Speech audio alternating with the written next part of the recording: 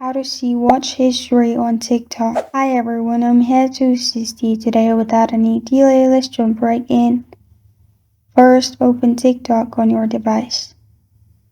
Then click on Profile at the bottom right corner of your screen. Then click on three lines at the top right corner of your screen. In here, you will find Activity Center. Click on Activity Center in here. After you're in Activity Center, you will find all these options. From here, click on Watch History. After that, you will find all your watch history from TikTok. You can also click on Filter by Date at the top and Filter by Date and press on Apply. You'll find watch history of that date. This is how to see watch history on TikTok. Thank you for joining me today. If this video helps you out, please leave a like and subscribe for more.